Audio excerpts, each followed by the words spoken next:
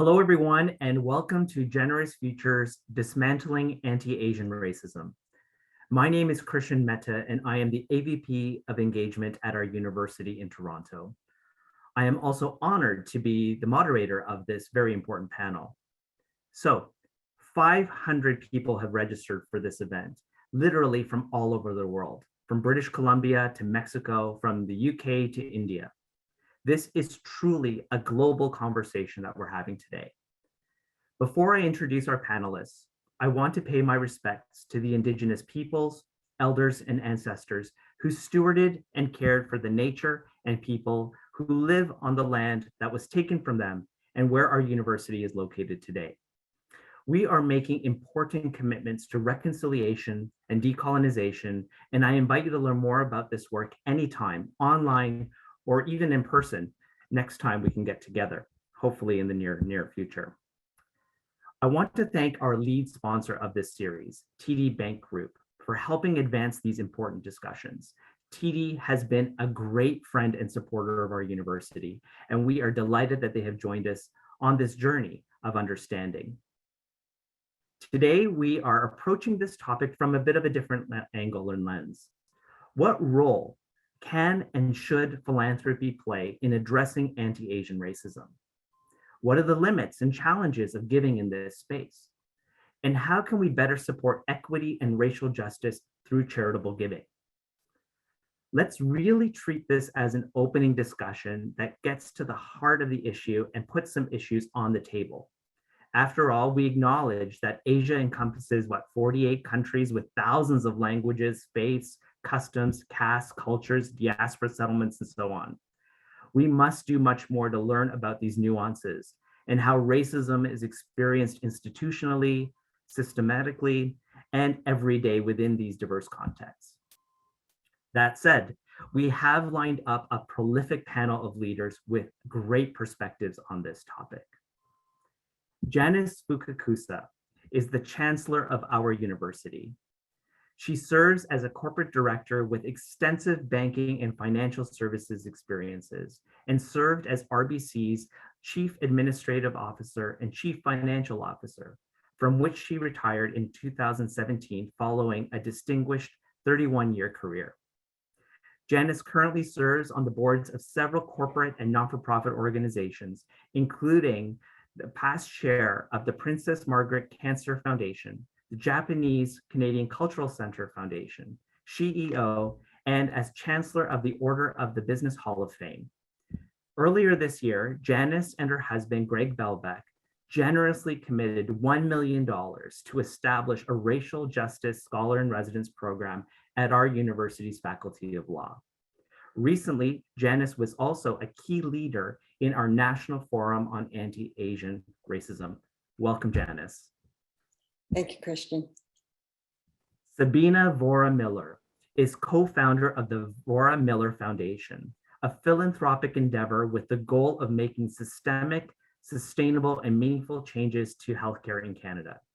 Sabina is the founder of Unambiguous Science, which is a fact-based educational resource that aims to make science accessible and approachable. She is also the co-founder of the South Asian Health Network, a grassroots volunteer-based organization focused on culturally appropriate education and advocacy around health. As a first-generation immigrant and woman of color, Sabina believes strongly in community-based approaches that help build a more resilient and equitable Canada for everyone. Recently, Sabina and her husband, Craig Miller, made a $1 million gift to support the Institute for Pandemics at the Dalla Lana School of Public Health. Welcome, Sabina. Thanks for having me. Dr. Joseph Yukai Wong is a Canadian physician and philanthropist. He is widely recognized for his leadership in social activism for over 40 years, for causes such as cultural and racial inclusivity in education, geriatric care, refugee relief, disaster relief, and healthcare research.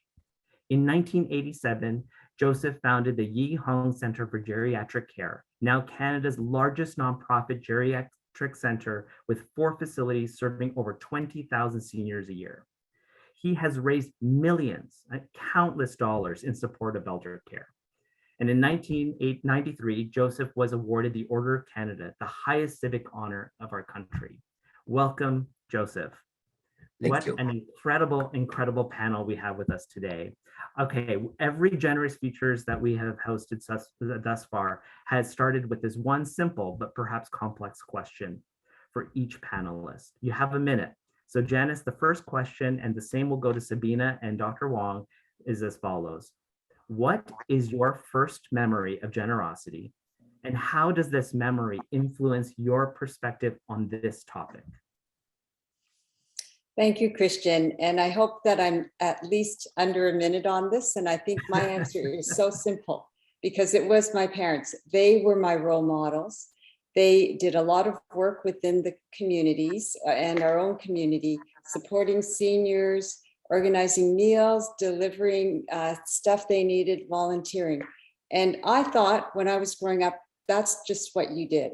I think it was excellent that they actually embedded this into my DNA because I still think like that. And I'm hoping that I'm serving as a role model to my children too. Brilliant. Sabina, do you have any thoughts on that? And what's your take? Yeah, and interestingly, philanthropy was never really on my radar. It really wasn't meant for people like me. So I remember when we first began thinking about how we wanted to give back to our community, I realized that I did not see any representation within the world of philanthropy. Philanthropy in Canada is not brown, it's not a woman or an immigrant, right? And I was all three. So in our early days, we actually used to donate anonymously. We really do like to live under the radar. And I remember the first grant that we didn't give anonymously was to a local food bank to cover the cost of diapers for all new parents in the area. And I had just given birth to my son, and diapers were never a thing I had to think twice about whether I could afford or not. And I remember reading a publication in the Journal of Pediatrics that's basically said that lack of access to diapers was one of the key stressors that new mothers face and also greatly impacted the health of babies. And when we gave that grant, it was the first time that I actually put our name on it, and I advocated and shared with family and friends. What I didn't expect to see was downstream momentum. Many fellow parents joined me and similarly donated diapers to their local shelters and food banks. And I think that's when I realized the power of not just using my platform to raise awareness and funds, but also the power that exists to mobilize others and to put a more diverse face to the landscape of philanthropy. So brilliant and so important to lead in that regard. Joseph Wong, how about you? I have never thought of philanthropy itself because I think that there is a very decent, basic human decency that we need to do to help each other. The first thing that struck me very much was the boat people from Southeast Asia. At that time in 1979, I started to organize our own friends and people that we don't know to helping people from Southeast Asia. At that time, we called the boat people. They escaped from Vietnam, from Cambodia, from Laos. Many of them perished in sea. And I think that that should not happen in a human world. So it is our duty, our responsibility to help one another. And that is when I started to organize it. And yeah, like Sabrina, the act was followed by many, many different people, different communities. It was such a proud thing that Canada has been able to do. It aroused families, aroused neighborhood, aroused workplaces, and so many community organizations and people in different communities, North and South, East and West, coming together to help people that we never got to know before. So from a different culture, from lands far away, it shows how generous Canadians have been. And this has been that touched me very much for the rest of my time in Canada. That's incredible. And when I think about conversations we have in the charitable nonprofit sector, hearing the names Fukakusa, Vora, and Wong really represent in many ways kind of a new vision for this country as well, for philanthropy and charitable giving. So I want to thank you all for sharing those deep and very personal perspectives. Janice, the next question is over to you, really about the racial justice scholar in residence that you established within the Faculty of Law here. Tell us a little bit about the genesis of that. What inspired you to make this contribution? And what difference do you want this initiative to make in advancing racial justice? Christian, that is a great question, because I would say that 2 years ago, I would have never thought of this topic and subject. But I have always believed that academic research and education are the keys to solving for major divides between and among people and cultures. If you don't know about something, then you make all of these assumptions about it. But if you do the research and if you're educated on what this history is, I think that you get a better understanding. So the recent anti-Asian racism activity, or I shouldn't call it activity, all of the hatred and the violence really brought it home for me. And in particular, an incident that I had that totally shocked me way early on in March, where I was going into a restaurant with my husband. It was a fast food place, and I sat down at the table. He went to order, and as I sat down, this group of young men, as I'm sitting down, said, "Guess what? Coronavirus just walked in and sat down beside me." And I was shocked, and I was so shocked that I said to my husband when he came back to the table, "We're leaving right now." And then, of course, a lot happened with seniors and that sort of thing. And so it is definitely important when these things happen to call it out, because these are bad actions. No one should get away with them, and they are totally unacceptable. But as Joseph said before, they've come up over the past 2 centuries over and over again. So my belief is that you need to change the way history is understood. For example, if you look at North history, where we are in Canada, we learn about European and North American history. There is no mention of the waves of immigration from Asia and all of the input that Asia is now having on driving GDP growth in the world economy. So when you look at this issue around inequalities, part and parcel with it is not just education and instilling that education into all of our populations, but it's also about legal barriers and structure to address possible inequities due to cultural differences, language barriers.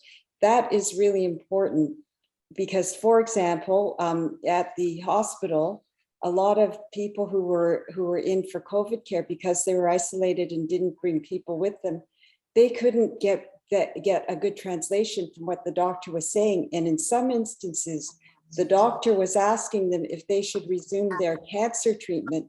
And they were saying no, because they really didn't understand that. And the way that came out is some of our Asian doctors would do rounds on the weekend, and they would talk to the patients, and then it would come out. So when I look at the Lincoln Alexander Law School and our fantastic dean who studied social justice, Donna Young, we wanted to ensure in our family that racial justice studies become part of the law education, and also hopefully will be very helpful in changing the system, in providing assistance in the translation, in recognizing community differences. So sponsoring the chair in social justice was a natural next step for us. And one thing that I'm really happy about is, just as Sabina and Joseph have had this experience, I was so happy that our chair has sponsored others to stand behind us and continue to fund it. So that's sort of the offshoot of why I'm involved. That's amazing. And, you know, as our chancellor, you have also personally championed many others and encouraged them, not just through your charitable giving, but the giving of your time really as well to this very important topic. And, you know, a nice shout out to the Faculty of Law and its leadership. I know there are many on this call who are watching, and so grateful for that leadership and support. Sabina, you know, we cannot have this conversation without it obviously being anchored in our context today around COVID and the pandemic. You have been on the front lines of educating people about COVID and vaccine hesitancy. And so tell us a little bit about your perspective on the relationship between racism, specifically anti-Asian racism, and access to information regarding public health. Yeah, that's a great question. So, I mean, I just want to take everyone back to March 2020, early days of the pandemic. We were not collecting disaggregated race-based data. In fact, the Chief Medical Officer of Health declared that collection of race and socioeconomic demographics were not critical to collect. And this is a prime example of what systemic racism looks like. And then we pushed for collection of disaggregated data. We saw that racialized communities, such as the South Asian community, were disproportionately impacted with high number of cases. In Peel, where I live, for instance, the very first disaggregated race-based data showed that the South Asian community was vastly overrepresented, accounting for 45% of the cases, but we only made up 31% of the population. So unfortunately, as this data became more readily available, the attitudes towards racialized populations soured. South Asians, for instance, were being blamed and shamed for these high instances of COVID-19 in our communities. I mean, I think everyone can remember the outroar over Diwali last year, for instance, when in fact it was simply because of the structural barriers that have existed, in fact, pre-pandemic, that were ultimately leading to this, Yes. glaring lack of access to healthcare, precarious and essential work, often with no paid sick leave, limited employee benefits, living in unsuitable housing. And, I could go on and on about this. And then similarly, when vaccines were launched, we saw significant distress and hesitancy from racialized communities, and rightfully so. I would do these vaccine education sessions and I would be asked point blank why the government is pushing vaccines on them now when they've done nothing to protect them thus far. How do communities who have faced a legacy of racism, discrimination, experimentation, trust that healthcare and government bodies have their best interests at heart? I mean, I could not answer that question myself, right? And really one of the things that moved the needle when I would have these education sessions is for me to tell them, person who looked like them, person who was also an immigrant, that I myself got the vaccine. That actually, really, really resonated with my community. There was also a complete lack of access to accessible education and information in languages that we spoke, in mediums that we consumed. Racialized communities that were most impacted were, simply put, being left behind. And then to add to that, when the Delta variant was identified, South Asians then had to fight two pandemics. As you know, Christian, we worked on this as well earlier in the year, one here in Canada and one in India, where we have lots of friends and a family. Delta also caused additional stigmatization of South Asians here, despite the fact that the primary reason for transmission remains to be structural barriers faced by our communities. And two, rich countries have simply not done their part to further global vaccine equity. So, I mean, I think that, throughout the entire year, the one thing that kept coming back to me is that how do we support our communities better? And so that's why our foundation then, made sure that we were supporting causes that were making the landscape more equitable and meeting people where they were, whether this was advocating for data or prioritization of vaccines to hotspot regions, which we got a lot of pushback for, things like mobile units, community ambassadors, all of these really targeted and hyper-local to the communities that were most impacted. And that's what we needed to have done from day one. Anyways, I'm going to stop here because I could speak on this for hours. But absolutely, there's just so much on this that impacts our communities. Well, and when we worked with KBF Canada on this with Narinder Dami and other leaders, it was really important to see how philanthropy also became almost a borderless a piece of the work in terms of understanding our collective global responsibility on COVID. And your leadership there was really, really important. Dr. Wong, you see this every day in the settings you're in. And you've, of course, championed giving and justice work over the past 40 years. Tell us about how that activism has come together in light of this time we're in and its role in combating anti-Asian racism. So it's a long story. As you said, I have been a volunteer, an active volunteer for over 40 years. As a matter of fact, I sleep very little in the last 40 years, 4 hours a night. So I have been very efficient in using my time. A third of my waking hours I spend on volunteering for various causes. So I remember during the time that we helped old people, there was a program called W5 at CTV. The segment is called Campus Giveaway. Now, it is 1979, not that long ago, okay? In that particular 11-minute segment, Asians, particularly Chinese, were called foreigners. Whether you are Canadian citizens born here, newly immigrated, landed resident and immigrants, naturalized citizens, doesn't matter. If you are not white, if you were not white, you were a foreigner in Canada. Anyone called Canadian, you would see white faces on the screen. So the 11-minute segment equated Canadians to be white, and if you are not white, you are a foreigner in Canada. So all the Chinese students at U of T in the faculties of medicine, law, dentistry, and pharmacy were called foreign students, and they are taking away our places in the university. That is only in 1979. So I worked together with a number of volunteers fighting CTV, asking CTV to apologize for this inaccurate representation of what the Canadian is, and so malign the community, saying that we stole places from Canadians at the universities. So eventually, after 6 months, CTV apologized. So in the letter of apology, CTV's president said, this episode is racist in tone and effect. That is how thorough, how complete the apology was. So after that, in 1987,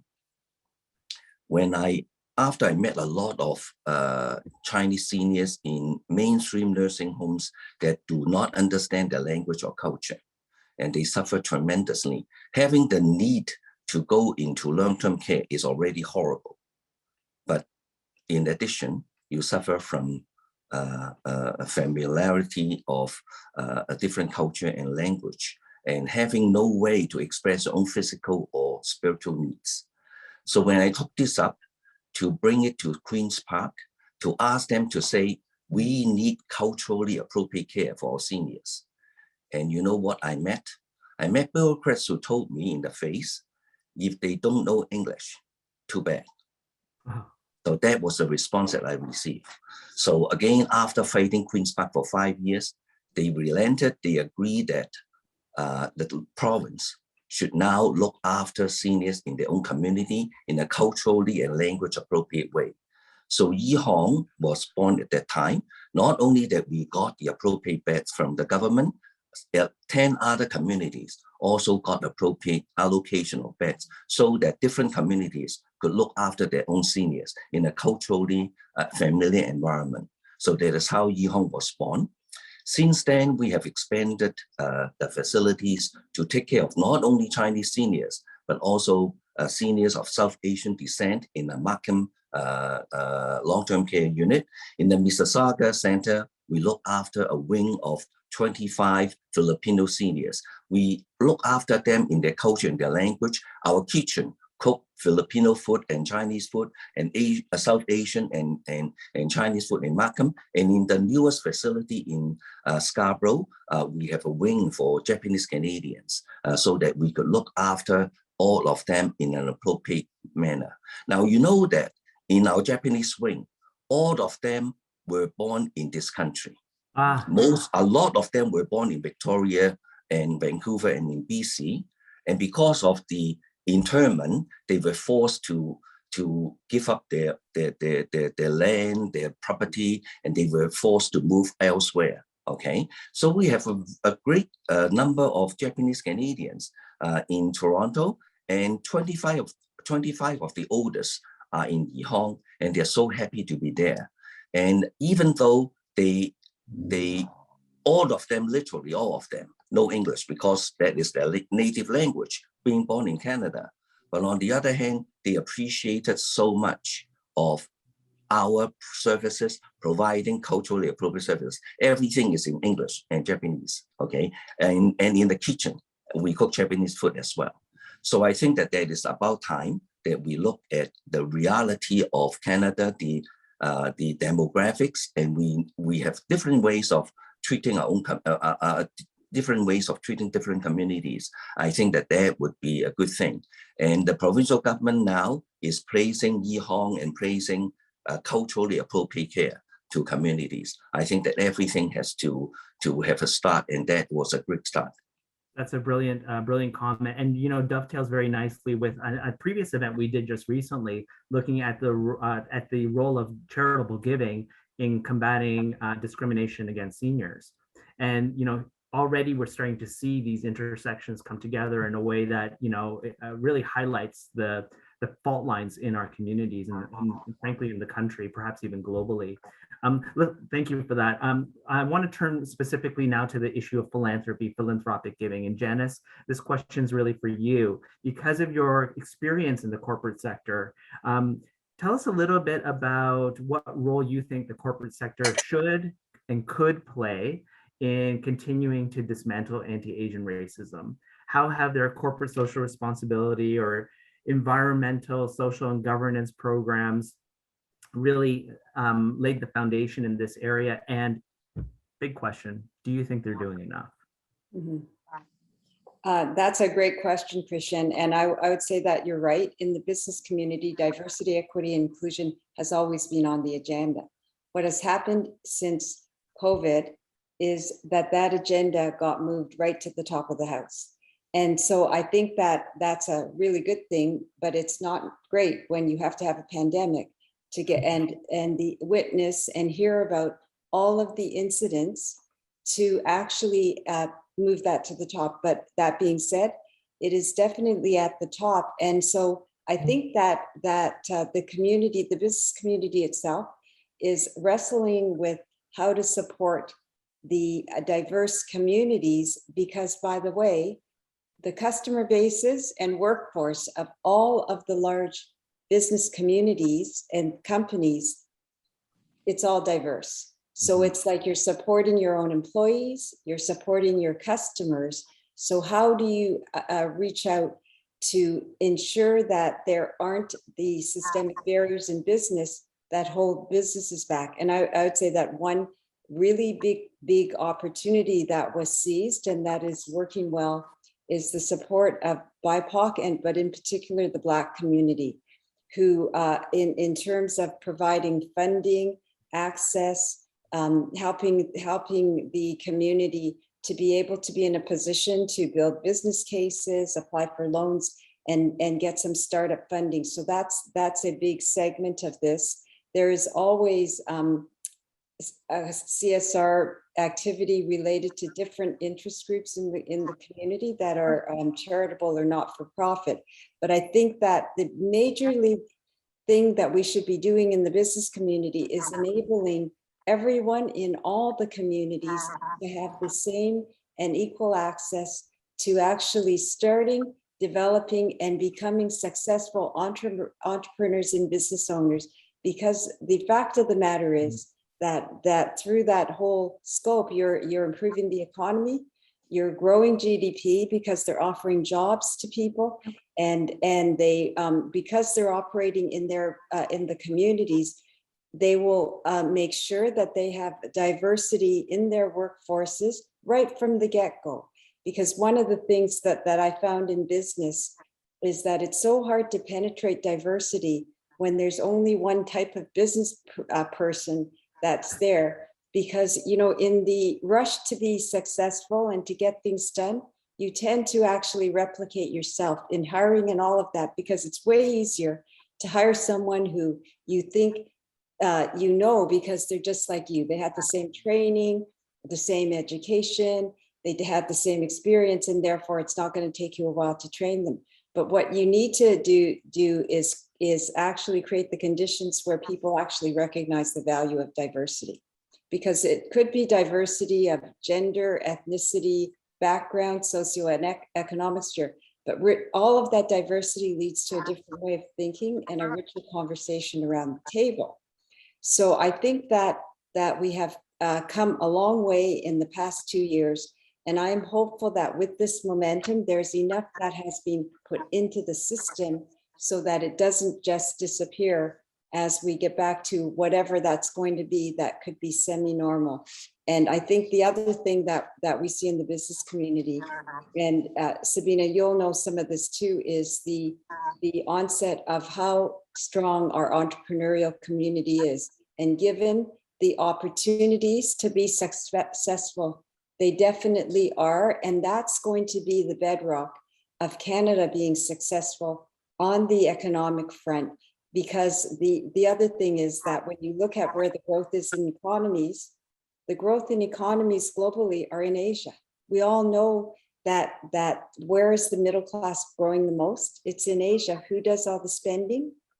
Middle class. So I think that from the perspective of being familiar with the culture, the norms, how to speak with and deal with other cultures, this is a plus, and I'm just hoping that we don't lose this agenda as we move ahead into the future. Yeah, something you said that I think really resonates with me is around how the community's general support for issues around anti-Black racism work, or decolonization and Indigenous rights really kind of lifts all the boats, and that we all must coalesce in a way in solidarity, because all of these insidious forms actually impact us all in a very real way. And I think that's the corporate sector clearly has a huge role to play in that, as not just employers and forces on the economy, but also in terms of its charitable giving priorities as well. Sabina, you clearly have a perspective on this, and you've done some amazing philanthropy, especially recently in this landscape. Tell us a little bit about what inspired you to make such a transformative gift for advancing public health. Yeah, I mean, I think the foundation of public and population health is to ensure that we're keeping our entire community healthy and not a select subset of the population. And so to me, it's really important to ensure that we're incorporating equity from the ground up and not something that's an afterthought or something that's merely a checkbox that, hey, we looked at it and we did it and we can move on now, right? And so, for me, incorporating equity into discussions on how to build healthy and thriving communities is incredibly important, simply because we cannot leave anyone behind. I remember having the first conversation with the dean at the Dalhousie School of Public Health before we made our gift. And one of the things that I'd said from the first conversation was, yes, I understand the importance of, preventing future pandemics. Yes, I understand that, we have to work towards getting out of this current pandemic. But what's really important to me, and the reason why, I want to support this cause, is because we have to make sure that we're putting equal weight and equal thought into the road to recovery, and making sure that road to recovery is equitable, because already we know that communities that have been disproportionately impacted throughout the pandemic are simply going to keep paying the price of that throughout the next coming years as well. So how do we make sure that we're actually not just looking at things being equal, but we're actually making sure that things are equitable, which is an entire different conversation. And so all the work that we do through our foundation is to ensure that we're making healthcare equitable and accessible for all Canadians. And really, my pet peeve is not focusing on band-aid solutions, but focusing on things that are systemic, they're sustainable, and taking a really intentional lens to ensure that this change is actually occurring from the ground up. And frankly, it's actually the reason why I decided to go back to do a Doctor of Public Health degree as well, because that knowledge and that information is going to be really, really powerful as I continue this journey in philanthropy. Brilliant. And can't wait for us to be able to call you Dr. Vora Miller. How exciting is that? It's a lot of work. In fact, we'll have 3 doctors around. It's just fantastic. And Dr. Wong, you have seen the devastating uprise, obviously, of anti-Asian racism through the work you do, but how has this specifically impacted long-term care? And how do you see people coming together and contributing, particularly through Yihong, to address this issue? The pandemic, of course, has inflicted a lot of damage on long-term care. As we have seen in the very first wave, most of the deaths come from long-term care sector. So we have seen 50, 80, 90 people die from one single long-term care facility. So the impact on long-term care is serious and deadly. On the other hand, there was a golden lining there as well.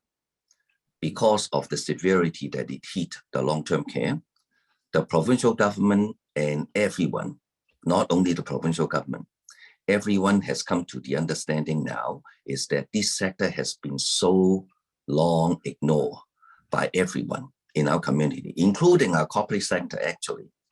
I encountered some years ago, about 20 years ago, when I went to a corporation to ask for support for long-term care. They said, no, senior is not in our charitable giving criteria. I was scratching my head. How come our seniors who work their lives for the community, now we say that you are not my priority? So this is totally unacceptable. So the letter of refusal or decline was already on the table, but I fought the corporation. And 2 weeks later, I received $200,000 from them. So I think it is very important for us to fight back, okay? So, but I have to give the corporation some credit as well. Way back, about 30 or 40 years ago, when I went into Unilever to be one of the first visible minority into their board, at that time, before we went in, the board was totally white, 100% white, and only 3 out of the 40 board of directors were women. By the time I left 13 years later, over half of the board members were women. A full 40% of the board members were visible minorities. That is how Unilever changed, and that is how also corporations change. I remember very well in the 1990s when we fought apartheid in South Africa, and the corporations were in the beginning very reluctant to join in, but later on they all hand in hand went together to fight apartheid. So I think that means the world is changed, provided that we take the lead. So I think that some of the people have to be given a lot of credit to transform our community, to be more aware, to be more conscious of who we are and how together we could make a better place for everyone. As far as the corporations are concerned, I really have to thank TD Bank. I think that they're in the forefront of this fight. I think they are in the forefront of bringing equity to all the communities, inclusiveness, and they're very well known in giving a lot of financial resources to keep the environment. So I think that is a very good example for other corporations to follow. Yeah, that's great. And you know, it's what you just said earlier about the $200,000. It's also really great how you've been persistent in addressing this topic and continuously play not just a role in fundraising, but also a role in educating and changing perceptions, which is huge. Yeah, the provincial government now recognize that long-term care has been so underfunded for not years, but decades. And now they're coming to say, now we recognize the problem. So the long-term care now is a lot better because we are seeing that the government legislations come into place to begin to appropriately correct what the deficiencies have been in many years in the past. Yes, absolutely. Well, look, time is flying by. We have asked our audience as they registered to ask questions of you, and so we got many questions. We're not going to be able to obviously get to all of them. But the first question, Janice, is for you. You know, as the chancellor of our university, what advice do you have for Asian students or Asian identified students as they think about transitioning from student to alumni, many of whom are on this call. So this is a way for you to share your perspective on roles and responsibilities and commitment.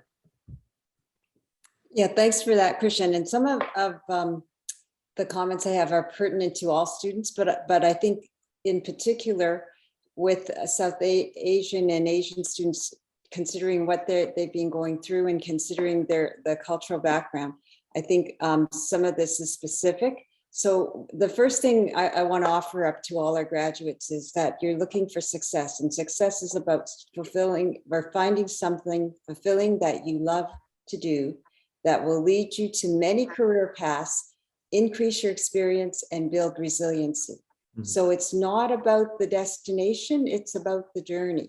So your career isn't about, I want to be CEO of this company or I want to be running this business. It's about what it takes and what you're going to learn along the way and how you're going to develop experience. But part of that journey is something that we need to be consciously thinking about as we graduate. You need to also find something that's personally fulfilling, and to find something that you can give every single day, and it could be your time, your expertise, anything that you feel that you can generously give that will take you into that different sphere, meeting different communities, different groups, and really being fulfilled on your other half of your life, which is all about being a member of the community. I think that as you expand your horizons, as you get into your career, you will find that your circle and the people that you're working with and dealing with, it automatically narrows down because you're in a specialty area. But you need to keep that circle open, because if you keep it open, you'll meet different personalities, different communities, different people who will help you to understand why you're there. And I think that what I'd like to finish is that there's a lot of talk about city building, and it's about rebuilding communities, because a lot of you know that in the downtown cores of many big cities, the core is being hollowed out. And in fact, in the downtown, you find some of the best examples of diversity in the different communities that have developed.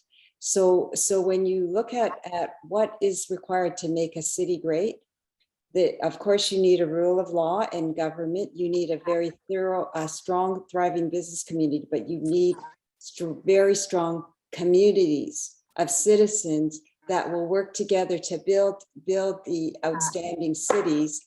And so that's something to keep in mind, because you guys are going to be the ones that are building the cities, creating inclusion, resetting the way history is taught, and making history yourself. Brilliant, especially as we think about emerging cities and how young people are converting towns into cities through their places of work and residence. That's a brilliant, really brilliant. Sabrina, you've just recently come out as a philanthropist. And one of the questions that you probably often get is, how can your foundation support my organization? Tell us a little bit about what that experience has been like for you.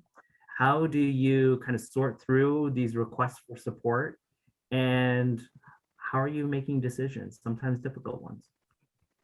Yeah, that is such a great question. And I'll be honest, I grappled with it a lot as well early on. And I think what we ended up doing is we spent a solid year on really drilling down what our mission and goals are. And this was really important because we wanted to make sure that our scope was not too broad, not too narrow.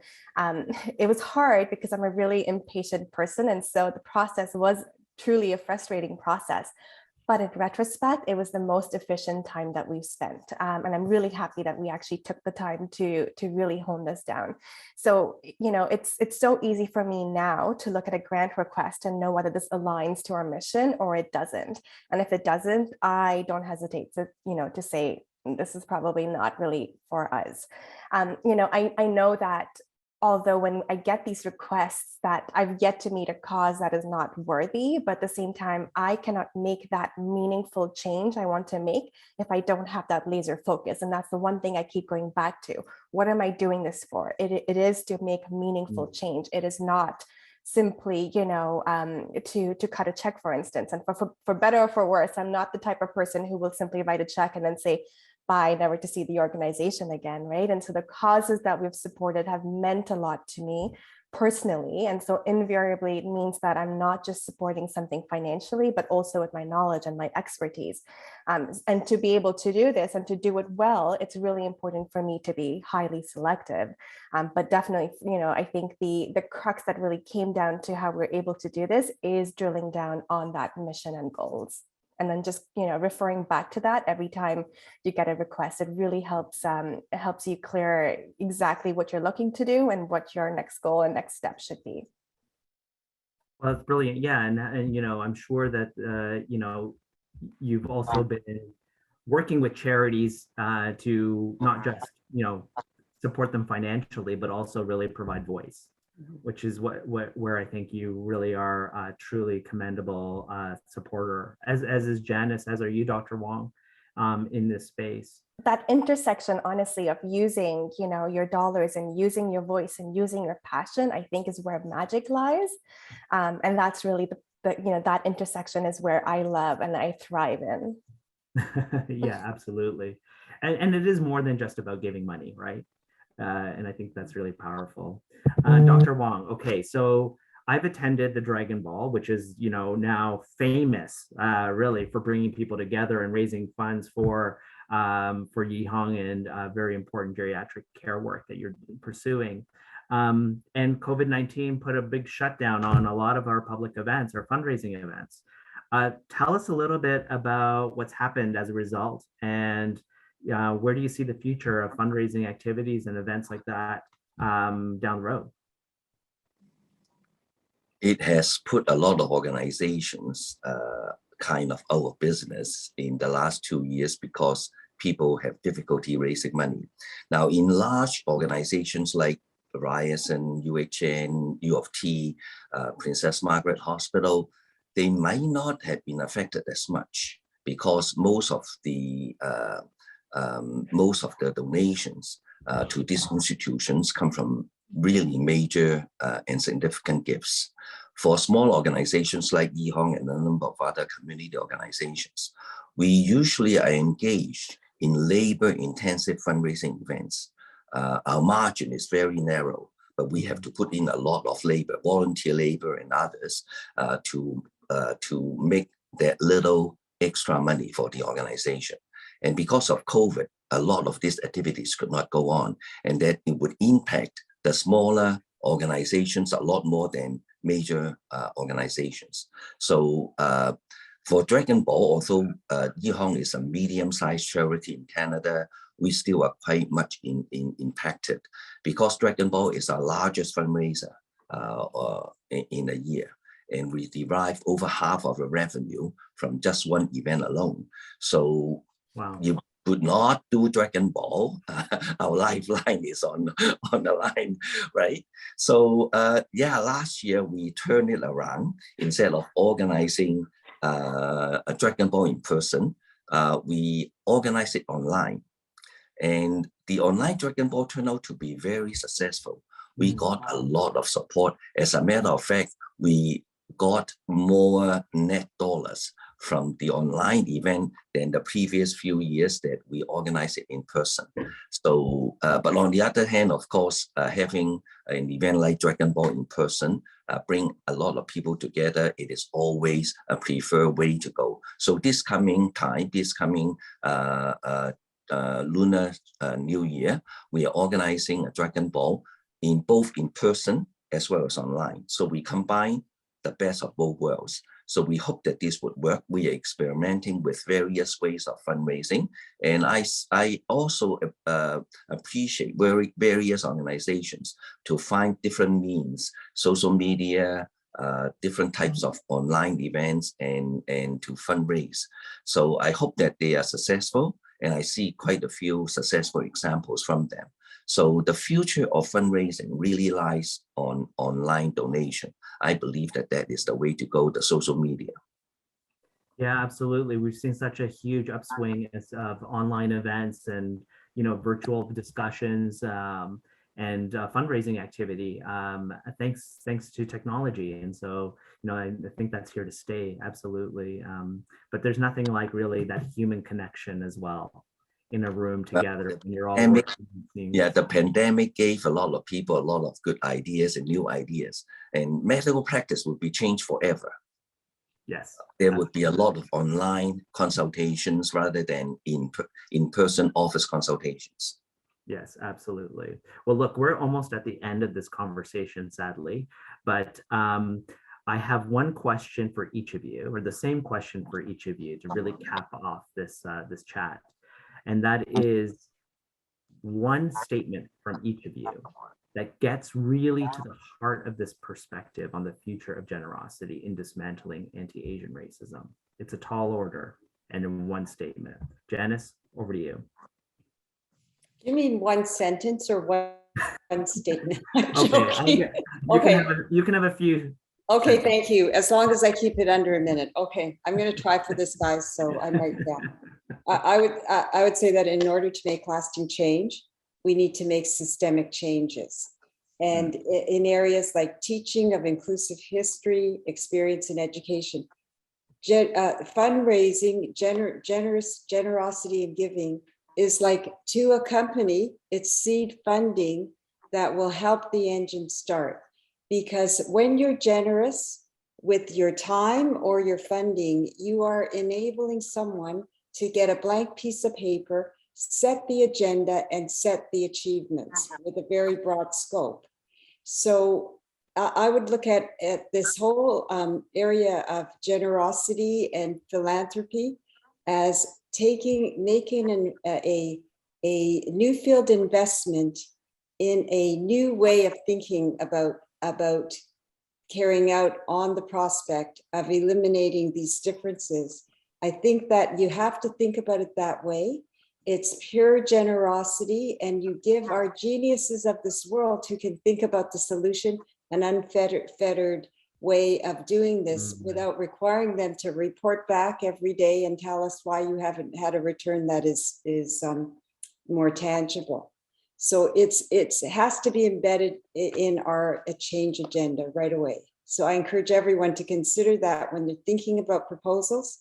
How is this going to help people to work unfettered to come to the absolutely right solution? Love it. Yeah, unfettered. I love that idea of philanthropy being as a form of freedom. Sabina? Okay, I can't do one sentence. I'm going to do two sentences.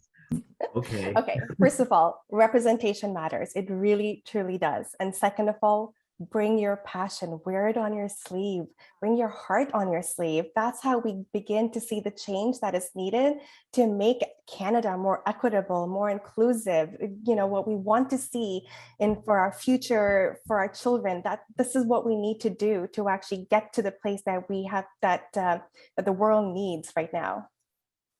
Brilliant. Dr. Wong, last word to you. Okay, I have only one sentence. Volunteerism is the key.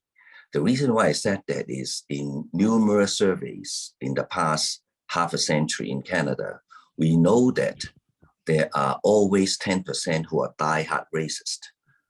There's no way that you could change them.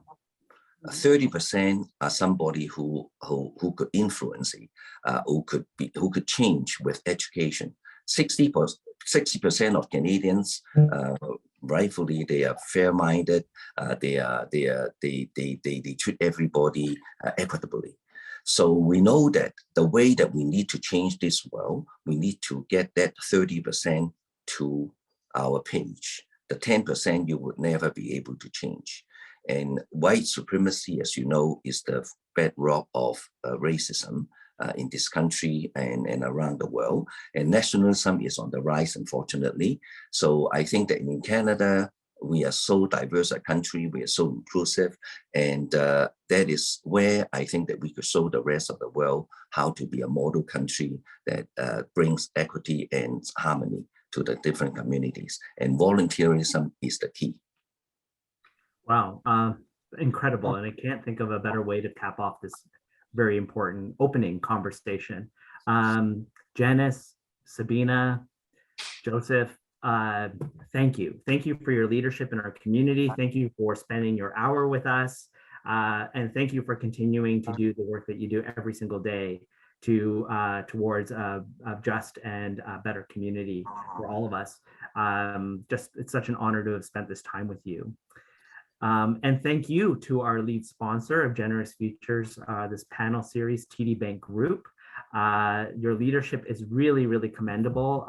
Special thanks to Joanne Ryan and Toma Chansi, who've been really with us since day one on this, and I really just appreciate your commitment to these topics.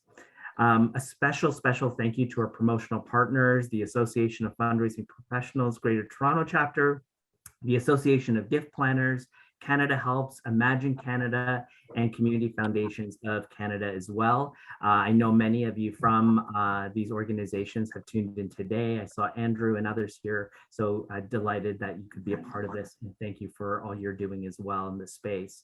A special thank you to all of you who joined us today across so many time zones and borders. Clearly, this is a topic that impacts all of us around the world. And this borderless sense of giving is something that we see loud and clear in the work that we're doing every day.